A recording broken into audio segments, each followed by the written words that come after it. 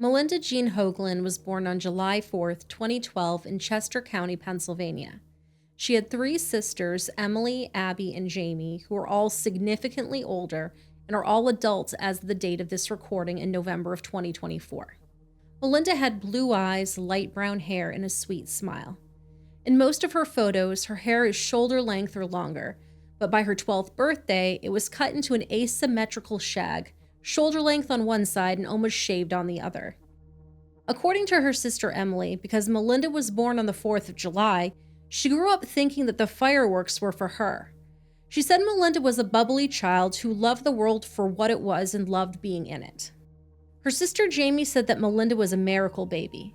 She said she had a hard time coming into this world, but soon grew into a healthy, energetic child.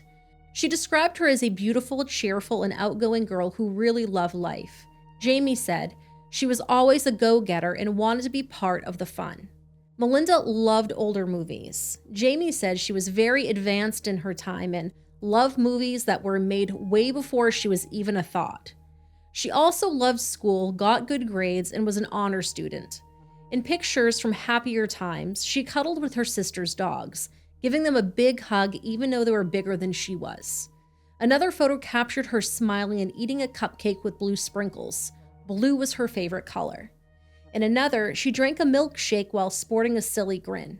In her elementary school graduation photo, she stood tall and looked proud wearing a red academic robe with sleeves so long that her little hands didn't show. Her family shared a video clip taken from when she was younger that shows the love for life that she had. In the video, she played the children's game Pie Face. The game centers around a hand-cranked gadget that bonks the losing player in the face with a dollop of whipped cream.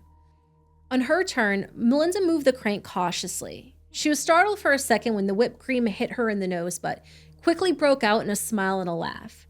She scooped a bit of the whipped cream off of her nose and gave it a taste, turning her loss into a happy and sweet moment. The name of Malinda's mother has been kept out of the press in order to protect her privacy. Her father was Rendell Hoagland, and he was also the father of her older sisters, though they shared a different mother. The older girls were raised by Rendell and their mother up until Jamie, the second youngest, was about 5 years old, then the couple divorced. They said their father could be strict at times and he believed in spanking and corporal punishment, but they claimed he wasn't violent when he was raising them. They said he did have a history of misusing prescription medicine in the past, but it seemed those struggles were behind him. About 8 years after the divorce, Malinda was born. Though the older girls primarily lived with their mother, Rendell had visitation and they regularly spent time with their father. By all accounts, Malinda's early life was a happy one. As the youngest daughter, she was considered Rendell's favorite. Jamie said she had charmed her father, and the dad she knew would have done anything for Malinda. Eventually, Rendell and Malinda's mother split up, and at first she stayed with her mother who had primary custody. However, a few things happened over the next few years that changed Malinda's life significantly. First, according to family members, Malinda's mother was diagnosed with multiple sclerosis, an autoimmune disease that causes the body to attack the protective covering of the nerves in the brain and spinal cord. While some cases of MS can be mild, Malinda's mother was not one of the lucky ones. Her medical condition got progressively worse to the point where she was profoundly disabled. She wasn't able to take care of herself, let alone take care of a child, and she had to be moved into an assisted living facility. Still, though, Malinda had her father to take care of her and other loving family members as well. From 2018 to the middle of 2020, Sister Jamie lived with Malinda and her father, and Malinda continued to excel in school, trying to make the best of difficult circumstances. Around that time, Rendell met Cindy Warren, and his new relationship would cause heartache and pain for all of his children. When Rendell met her, Cindy had custody of her own child, a little boy we will call G, who was born around 2016. At first glance, she seemed like a decent mom. The boy seemed healthy, happy, and cared for. But he wasn't her first child, and Cindy had several secrets that would make anyone question her suitability to take care or even be around children. Now, back in the 1990s, Cindy began a relationship with a man named McKinley Warren, and in 1996, she and McKinley had their first child together, who was a son. The next year, she had another son with McKinley, but that wouldn't be the only baby he fathered that year. After what he called a one-night stand with a different woman, she became pregnant with his child and gave birth to a daughter named Jessica Bach in 1997. Now, Jessica's mother struggled with an addiction to crack, so the toddler was sent to live with McKinley and Cindy in 1999. Within 2 months, she stopped speaking and trying to walk, lost weight, and cried all of the time. Monroe County Child Protective Services removed her from their home and placed her into foster care, but the agency returned her to the couple in September of 1999 after she was diagnosed with a failure to thrive. On December 1st, 2000, McKinley took Jessica to the ER with a head injury. He told them she'd accidentally fallen out of his car, smacking her head against the edge of the sidewalk. The next day, she died from her injuries. Later that month, Cindy and McKinley got married. Although her death was ruled a homicide, no arrests were made because, according to the Monroe County DA, we couldn't say definitively whether or not Warren or his wife Cindy killed the child. As usual in cases like this, CPS didn't release many details because of privacy issues, but newspaper reporters were able to track down where the children were living based on public records. It is unclear whether the couple briefly lost custody of the other 2 boys while police investigated Jessica's death, but if so, they soon got the boys back, and Cindy had another child with McKinley. In January of 2003, all 3 of their children were placed in foster care until April of that year, when they were placed in a kinship care with an undisclosed family member. In late 2005 or early 2006, Cindy had another son who was taken shortly after birth and was placed into foster care. She claimed McKinley was the father, but he didn't believe her until a paternity test proved the child was his. In February of 2006, the infant, along with his siblings, were returned to the couple's care. During her interactions with the agency, Cindy learned that their primary goal was reunifying families, and she learned to say what the social workers wanted to hear so they would return her children to her. But the reality inside the Warren home was far different than what she said. In 2007, an anonymous call was made to CPS reporting the terrible CA Cindy's 3-year-old son was suffering. While the older kids were in school, the youngest was trapped at home and seemed to bear the brunt of his parents' anger. Sometimes the toddler was kicked out of the house and locked outside all day while his siblings were in school. Other times, he was locked inside a bedroom for days and not allowed out. His older siblings were allowed to hit him. The caller said the boy was covered in bruises and doesn't talk because he is abused. A police officer and CPS caseworker investigated, first talking to the older siblings, who said they were afraid of their father and claimed they had seen him hit their youngest brother. When the officials asked to see the boy, his siblings brought him to the door. The toddler was wearing nothing but underwear, so the officials could see all the injuries on his body. They noted multiple bruises, ligature marks, a burn, and injuries to his head, similar to the head injuries little Jessica suffered many years prior. As a result of the investigation, police finally had enough evidence to arrest both Cindy and McKinley for Jessica's death 7 years earlier. Cindy took a plea deal and agreed to testify against McKinley. He was found guilty of beating his daughter to death and sentenced to 50 years in prison. He's currently still serving that sentence at SCI Phoenix in Montgomery County, Pennsylvania. The murder charges against Cindy were dropped, but she pled guilty to child endangerment for the CA of her 3-year-old son and was sentenced to 3 to 7 years in prison. She got out sometime between 2010 and 2014. By 2016, she was pregnant again and gave birth to her son G, who she was caring for when she met Rendell sometime around 2018. Once she saw that her father's relationship with Cindy seemed to be getting serious, Malinda's sister Emily wanted to know more about her, so she Googled Cindy's name. She was shocked to find out that she had been in prison for CA. Concerned, she told her father about what she had found. She said, "I had said something to my dad like, 'Hey Dad, do you know what this woman has been accused of? Do you know what she's done?'" Emily was surprised when she realized he had known all along. She said he told her, "We don't talk about that." Now, even though she was a grown adult and had a friendly relationship with him, he didn't want to hear about her concerns. When she continued to express them, he told her, "You're my child, not my friend. You can't correct me." And Cindy backed him up. The two of them then cut Emily out of their life and out of Malinda's life too. Jamie tried another tactic to remain in Malinda's life. She realized that criticizing Cindy wouldn't be well received, so she kept her opinions to herself and tried to look for signs that Cindy was a changed person. Jamie noted that Cindy's son seemed happy and joyful, and her father would do anything for Malinda.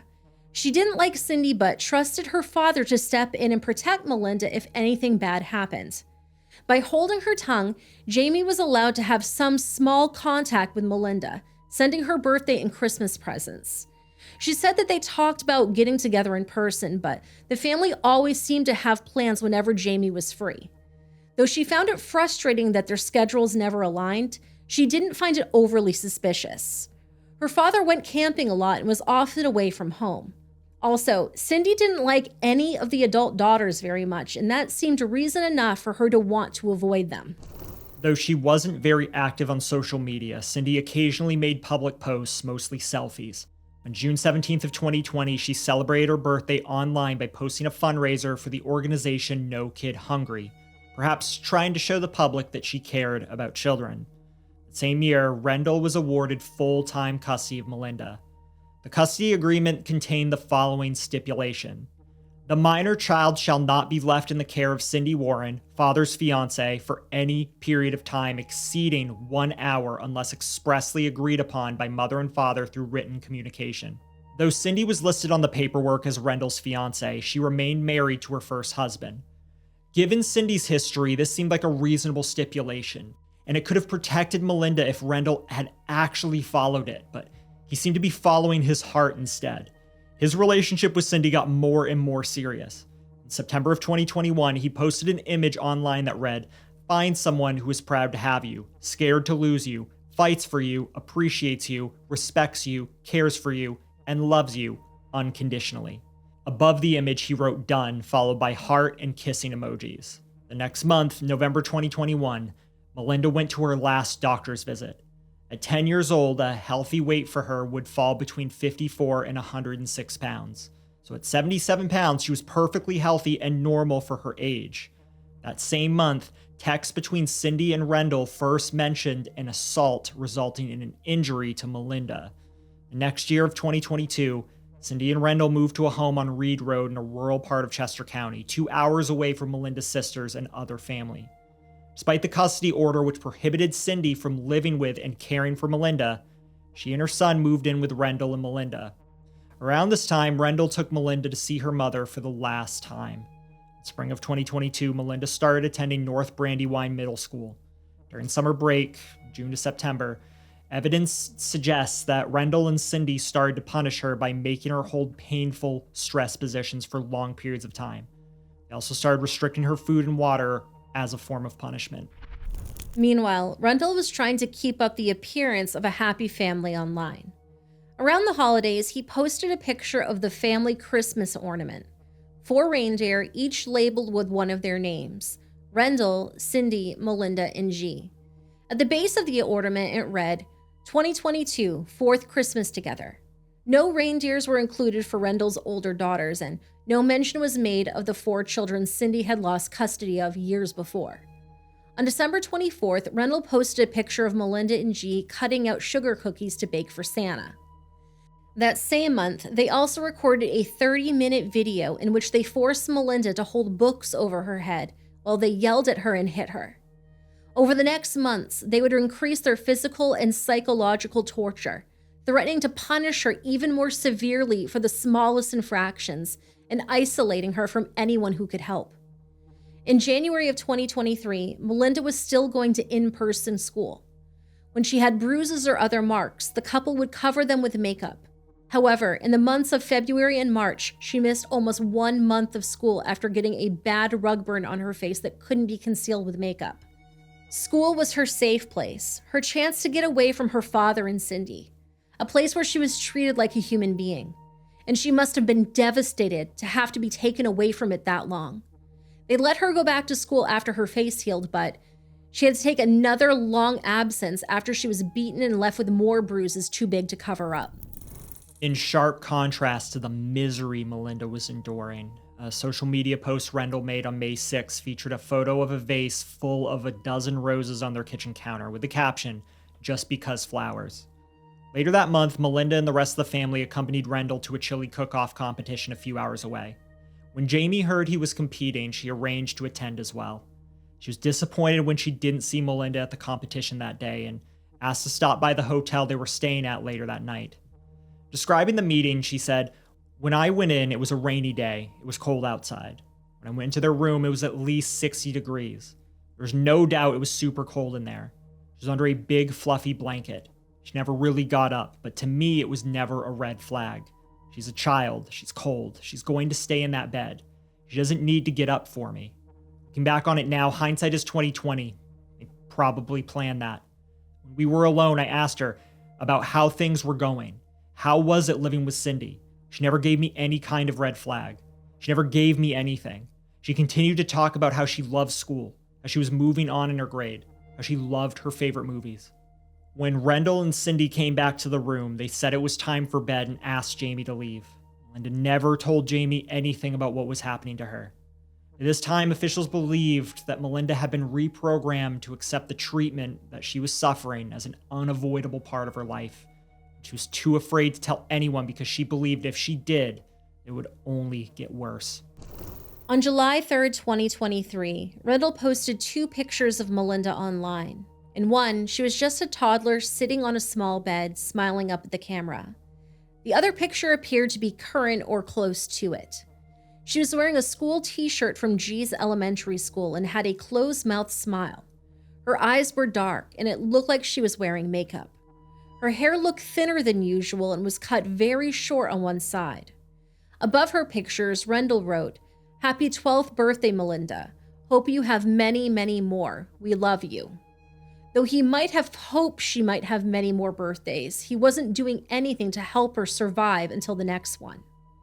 That same month, the couple installed Blink security cameras in multiple rooms inside their home. With multiple cameras recording throughout the day, they could track her movements and actions even more closely and find even more reasons to punish her. On August 4th, Rendell posted on social media that he and Cindy had taken a vacation to New Jersey. He posted several pictures of Cindy and a picture of himself posing with her, but no pictures of Malinda or G.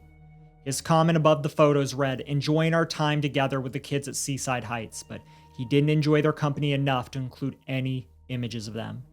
On October 8th, he and Cindy were back on the beach in New Jersey. This time, he didn't even mention the children. His caption read, "Last minute outing, living our best life," above several photos in which he and Cindy pose and purse their lips as if kissing. By this time, Malinda had missed 35 days of school. 10 of them were excused and 25 of them unexcused, far exceeding the permitted amount allowed. The school district had made 2 reports to CPS using the child line, though it is unclear exactly what was contained in those reports because the agency did not release any details about it. A social worker called the house and spoke to Rendell and possibly spoke to Cindy and Malinda as well, though the reporting on that still is not entirely clear. What is clear is that the agency closed the case without completing a home visit. After the reports in November of 2023, Rendell removed Malinda from in-person school and enrolled her in online classes. A representative of the school district summed up the event saying, "Our staff diligently reported concerns about her welfare to the state agency that receives and manages concerns. Shortly thereafter, she was withdrawn from our schools." Cindy's son G remained enrolled in his school. Only Malinda was kept home. Once she was no longer leaving the house, Malinda's punishments got stranger and even more severe. Video evidence from December showed her shackled for the first time. On many occasions, she was chained to furniture and forced to exercise.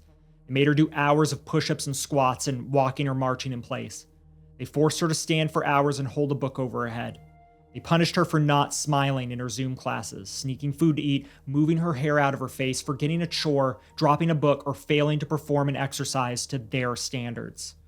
Video clips recorded both Cindy and Rendell yelling and berating Malinda for these and other perceived slights they had.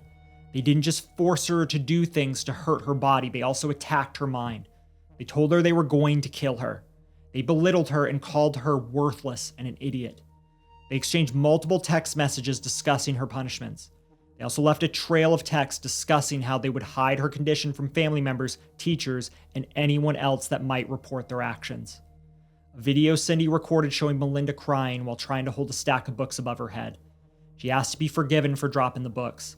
Instead, Cindy beat her with a spatula and told her that her father would beat her even worse when he got home. In addition to the forced exercise and stress positions, officials also found evidence that they were starving Malinda. In one video clip, Cindy told her to keep moving and don't look for breakfast or lunch tomorrow because you're not getting it. And you won't get dinner either because I'm not getting up. They had absolute power over Malinda, and they used it in some of the most vile ways possible to the fullest extent. Rendell helped torture his daughter behind closed doors, but online, he and Cindy still tried to look like a happy family. At Christmas, Rendell revealed a new family ornament. In this one, 3 chubby penguins sat on a red sled, each one labeled with a name. Rendell, Cindy, and G's penguins all had seats in the front, but Malinda's penguin was standing alone, behind the rest of them. Though it seems unlikely they picked the ornament to reinforce her isolation, in hindsight, it seems like another warning. Rendell took pictures on Christmas Day, but didn't post them until January 6th. G received a number of expensive-looking gifts, including an air-powered BB gun, a new cell phone, a remote-controlled stunt vehicle, Xbox gift cards, and a new Galaxy tablet. Malinda mostly got clothes. After unwrapping each item, she smiled and posed while holding it up against her. At first glance, it wasn't obvious that she had gotten quite thin because she was wearing a baggy black sweatshirt layered over other clothes. The final presents for both children were 2 new bicycles with big red bows. Both children stood with their bikes and smiled for the camera. By this time, they were regularly shackling Malinda to various pieces of furniture, so it's hard to imagine she could even pretend she'd get to ride and play on her bike like any other child, but we hope she got to dream a little about pedaling away so fast that she could feel the wind in her hair. Malinda was allowed to attend her online classes, but she was shackled to the desk during her lessons and monitored via the Blink cameras. When she didn't have to be on video for class, the other punishments continued. On February 6, a video clip showed Malinda chained to the dresser in her bedroom. She was marching in place at around 3 p.m. About an hour later, video showed she had been moved to the basement and shackled to an air hockey table. Her arms were above her head, and Cindy yelled at her through the Blink camera. 10 additional clips taken from 4 p.m. to 9 p.m. that night, a 5-hour period, all showed her holding her arms above her head.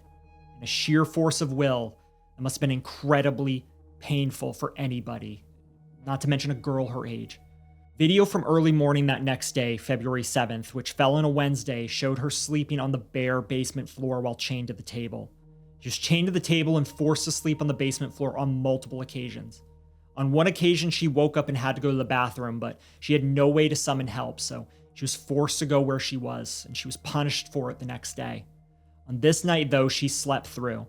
Video at 7:30 showed her still asleep. Another video 5 minutes later showed her awake, sitting up, and already holding her arms above her head. Later that day, presumably after school, she was chained to the table again and walking in place. At 5:53 p.m., Cindy yelled a true gem of parental advice through the camera, saying, "Malinda looks a little tied up at the moment, and because of like her, she has pains in her cooter hole and won't move." Malinda responded to her crazy statement with an apology, saying, "Please, I'm sorry. I know I can't move, and I'm sorry." On February 8th, a Thursday, Malinda was shackled to the dresser doing squats at 11:40 a.m. No explanation was given as to why she wasn't attending class via Zoom. Another video clip at 3:46 p.m. showed her still doing squats, but this time she was chained to the air hockey table. Cindy told her she could take a 10-minute break, and Malinda said, "Okay, thank you." On Sunday, February 11th, a video clip showed Malinda again cuffed to the air hockey table. She was resting on her hands and knees. Through the camera, Cindy told her to jump up. She said that if she did it again, that Cindy would come in and kick her in the teeth. Given the context, presumably it was resting on her knees instead of exercising according to Cindy's instructions. In the early morning hours of the next day, Malinda was again chained to the air hockey table and sleeping on the floor with no pillow and no blankets, no comfort whatsoever. Later that day, she was chained to the bedroom dresser and holding books above her head. Cindy critiqued the way Malinda held the books, saying she needed to sit up straight, not tilt her head, and hold the books higher. Meanwhile, Rendell was posting pictures online of the chili recipe he was trying to perfect for the next cook-off and posting other images of food he had cooked in the smoker and on the grill. While inside his house on Reed Road, Malinda was literally wasting away.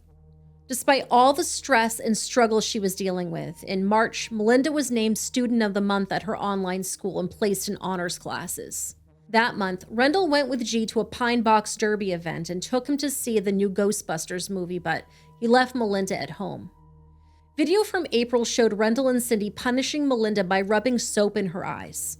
This caused her pain and made it hard for her to see, but they didn't take her to the doctor or provide any medical attention. On May 1st, the school captured the last video of Malinda conscious and able to participate in class. Over the next several days, her body began to shut down. According to the timeline created by the district attorney's office, Malinda lost consciousness at around 12:52 on the morning of May 4th. Rendell and Cindy argued about what they should do, whether Malinda was faking it or not, and how to wake her up. Rendell decided to put her in his Ford F-150, and he drove her back and forth between the campground he frequented and the family home on Reed Road. Neither Cindy nor Rendell called the doctor or got her any medical help. Hours later, after 4 p.m. that day, they searched the internet for ways to wake someone up and decided to try to find smelling salts, but they were unable to find any in local stores. According to his daughters, Cindy told Rendell to drive Malinda to the emergency room, but he wanted to call 911 first. Finally, 18 hours later at 7:27 p.m., he called 911 and first responders were sent to their home. Paramedics soon arrived along with Chester County Detective Ben Martin. When they arrived, Rendell told paramedics that Malinda had been riding her bike in the middle of the night and had crashed into a tree. Cindy told them that Malinda had a small lump on her forehead, a bruise on her chin, and a small cut on her nose. She was taken to the Powley Hospital's trauma unit. The couple's description of the events didn't make much sense to paramedics, officers, or hospital staff. Paramedics soon realized there wasn't much they could do. She was covered in bruises and other injuries. She was severely underweight, and she was very, very cold. Determined to show her love and human kindness, one of the medics took off his own sweatshirt and wrapped it around her. Staff at the trauma unit noted far more injuries than the few minor ones Cindy had listed. Malinda had multiple broken bones, bruises all over her body, and she was suffering from severe emaciation and organ damage. Doctors took her into surgery to repair the worst of her wounds, but during the surgery, she died from her extensive injuries. Malinda Hoagland was pronounced dead at 9:58 p.m. Once Malinda was taken to the hospital, her Android cell phone was taken as evidence, and the next day, police took her father's iPhone too. Cindy's cell phone was seized the day after. Police got a warrant to search the truck Malinda was in and filed for warrants to go through the electronic devices, including the Blink cameras installed in the couple's home. Inside Rendell's truck, investigators found a handcuff key and a pair of Crocs that had blood on them. Once the search warrants were approved, the investigators were able to uncover 450 videos of evidentiary value, along with hundreds of still images and text messages that span the time period of about 2.5 years. According to Detective Martin, over 150 of those videos and images showed Malinda cuffed to furniture, and in over 200 of those videos and images, Malinda was being subjected to forced exercise and physical punishment. In the arrest affidavit, the detective said, "The evidence shows that Malinda was regularly subjected to hours of physical punishment, deprived of sleep, and beaten when she failed to comply with unreasonable demands." Rendell and Cindy were arrested on May 6 and initially held at Chester County Prison on a $1 million bail, but their charges were upgraded once more evidence was collected and they were no longer eligible for bail. At a press conference on July 25th, Chester County District Attorney Christopher de Barrena Sorobe announced he was going to push for the death penalty. He said, "I can stand here before you and say that we intend to pursue the death penalty in this case." He cited torture as one of the factors that justified such a serious sentence. Because they were facing the death penalty, both Rendell and Cindy were required by law to attend their arraignment on September 12, 2024, and listen as their numerous charges were read aloud in court. All in all, they were arraigned on about 280 counts. The most serious charges included first, second, and third-degree murder, endangering the welfare of a child, kidnapping a minor, false imprisonment, involuntary servitude, aggravated assault, and conspiracy. They both pled not guilty to all charges. As the DA stressed at the beginning of his press conference, both Rendell and Cindy are presumed innocent until proven guilty. As part of his argument for pursuing the death penalty, the DA explained how the autopsy findings supported his understanding of the evidence. The forensic pathologist who conducted the autopsy noted that Malinda weighed only 50 pounds, which was 27 pounds less than she had weighed at her last doctor's appointment, 2 years before when she was only 10 years old. According to the CDC, the average weight for a healthy 12-year-old girl is between 68 to 136 pounds, and she was well below that. The pathologist found almost no body fat on her because it had all been used up in her struggle to stay alive. The doctor noted that there was no disease or medical cause for her extreme weight loss. Instead, it was caused by starvation and forced exercise. That exercise caused prolonged pain and stress fractures in several of her bones. The pathologist found over 75 bruises, contusions, ulcers, and pressure sores on her skin, along with 6 broken bones. According to the report, there was damage found to virtually every major organ system in her body, including her brain. The official cause of death was starvation and multiple blunt force injuries, and her manner of death was a homicide. Summing up the autopsy findings in conjunction with other evidence gathered, the DA said, "Information from the coroner's office and medical experts demonstrate a years-long pattern of extensive torture and abuse. Moreover, text messages and hundreds of videos show that the defendants engaged in a calculated and systemic method of terrorizing, manipulating, and dehumanizing Malinda. We will get justice for Malinda." As of the date of this recording, their last hearing was held in September of 2024. More will be scheduled in the future, and we will be keeping an eye out for updates to the case. Victims' advocates told Rendell's daughters to expect it to take at least 2 years for the case to make it through the court system. Although the DA is seeking the death penalty, no executions have been carried out in Pennsylvania since 1990. A moratorium on executions was imposed in 2015, but prosecutors are still allowed to pursue the death penalty. The last time prosecutors sought the death penalty was in 2014 against Gary Lee Fellenbaum and Jillian Tate for their part in the torture and beating death of Jillian's 3-year-old son, Scotty McMillan. To avoid the death penalty, Gary and Jillian pled guilty. He was sentenced to life in prison, and she was given 42 to 94 years. Now, Scotty's name might sound familiar to some viewers because we covered his case a couple of months ago. His family members were sad and angry when they heard another child was tortured to death in their small, rural community of West Collin Township. At the July 25th press conference, the district attorney made an impassioned speech, asking the community at large to learn an important lesson from Malinda's death. He said, "On one hand, when you read what we have chronicled in the affidavit of probable cause, you have to feel like we do. There has to be something that we could have done. We could have done better for Malinda. But I want to say that part of the reason I am here, and this is such a critical press conference to me, is we're dealing with the unimaginable. And I think it is important for school districts, law enforcement, CYS across the state and across the country to see what happened here. Because although it doesn't get a ton of press, this does happen on exceedingly rare occasions in different parts of the country. And it is time that we all go back and look at our processes to make sure we are doing everything that we can to help our children, to make sure they're not being subjected to this. But on the other hand, I want to make something perfectly clear. We are here because there is evil in this world. We all like to, I think at times, forget about that simple fact. And sometimes, no matter what everyone does, no matter how much we try, evil harms innocent people, even innocent children.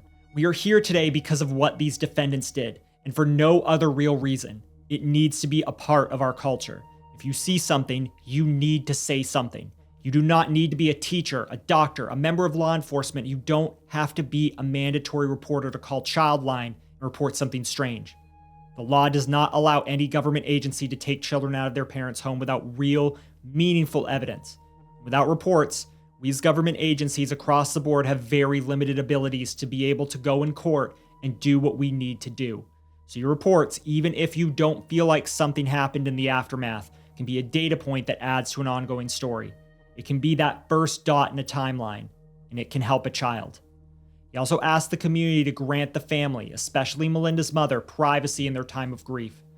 He said her mother had, and I quote, "no blame in all of this, and was in no position to do what her father should have done." Melinda's funeral was not public, but her sisters held a Monsoon for Melinda celebration of her life on June 23, 2024, at the Upper Mount Bethel Community Park. They had a clown, carnival games, a petting zoo, and a pavilion filled with photos of Malinda. At the event, they released butterflies in the afternoon and waved sparklers in the evening. Her sister Emily explained the intent behind the memorial. She said, "We wanted to create a space where anyone could come together to celebrate the wonderful little girl that she was, to kind of have fun together, share fond memories, and essentially have a place she would like to come as well." The paramedic who cared for Malinda the night she died surprised the sisters by attending the celebration, and he brought a token of remembrance with him. He took pieces of the sweatshirt he was wearing that night, the sweatshirt he wrapped around Malinda to warm her, embroidered them with her initials, and gave the pieces to her family. That night, he vowed to show Malinda love and kindness, and he shared that with her sisters too. After his mother's arrest, Cindy's son G was placed in protective custody and will eventually be placed with family or in foster care.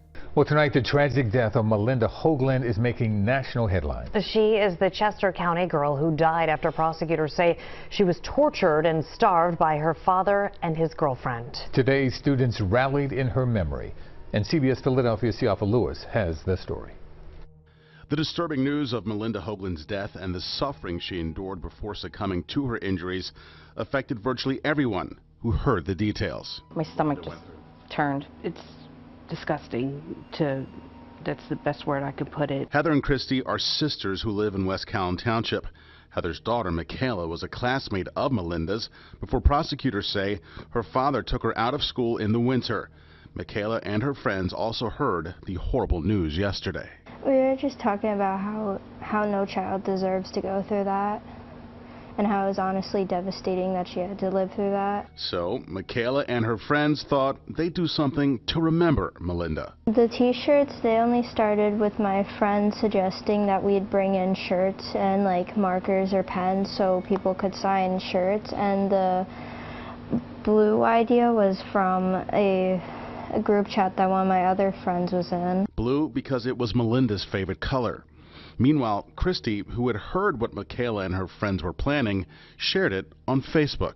So I decided to post it online to try to reach more parents within our township. We were just trying to rally the children together so that they didn't feel alone or sad.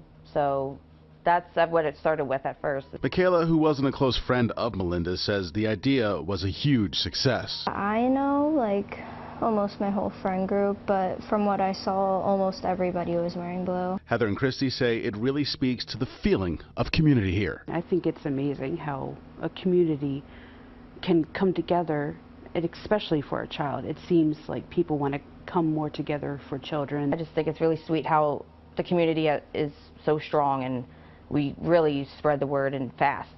It was only a few hours and hundreds of people were talking about it. In West Calhoun Township, Siafa Lewis, CBS News, Philadelphia. The district attorney believed that the state, teachers, and school districts did everything they could to help Malinda, but the attorney hired by her sisters, Tom Bosworth, did not agree. The DA said, "We've reviewed scores of school records, all kinds of records here in this case, and the evidence shows that teachers, school districts, whether they were cyber school or in-person school, they cared about Malinda. They checked in with her. She was reprogrammed. They did the best they could with the evidence they had. This is not a case where actual abuse was reported and no one did anything." Attorney Bosworth claimed the state and school districts could have done more. He said, "They had knowledge. They knew the child was in the home with this individual who had a record in black and white. The child was displaying both physical and psychological signs of abuse." Attorney Bosworth also believed that CPS could have helped Malinda if they would have conducted a home visit instead of checking in via phone. He said, "This was systemic, humiliating CA that professionals who are here to protect kids could and should detect through a home visit. And that's why we have home visits. This should have never happened. There shouldn't even be a discussion about how many missed opportunities there were here. If we go the way we're going with the system in place, there's going to be another Malinda Hoagland."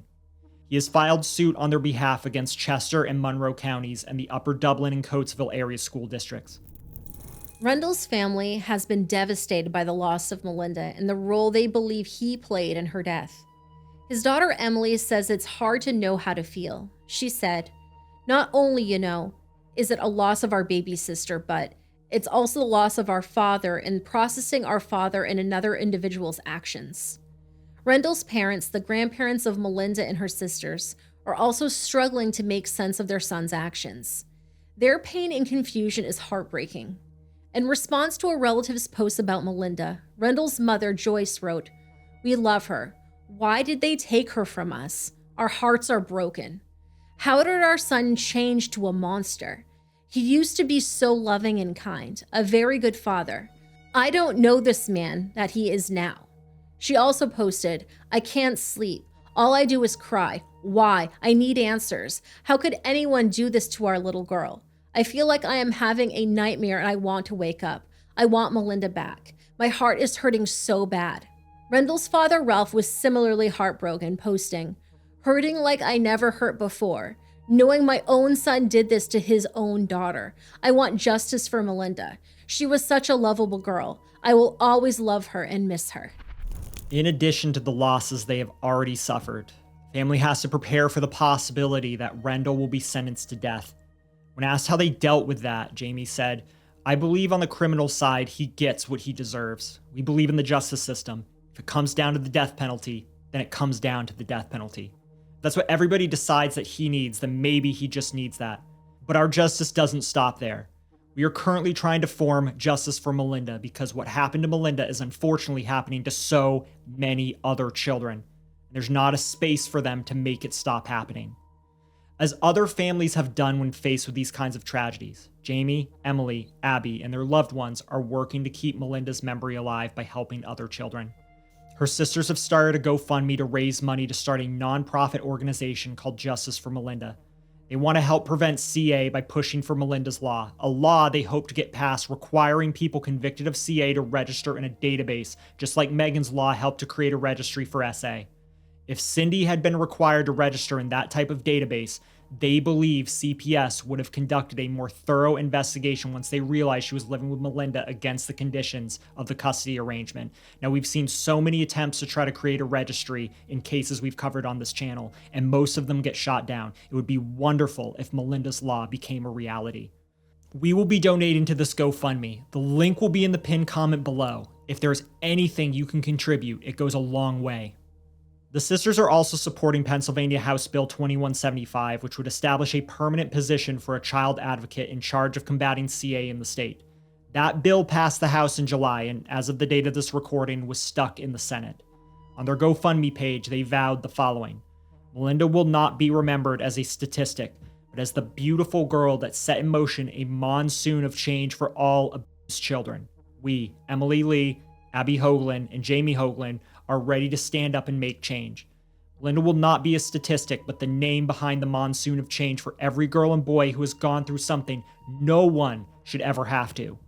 The three of us, united sisters, are ready to stand in the face of evil for anyone and everyone. The storm has only begun."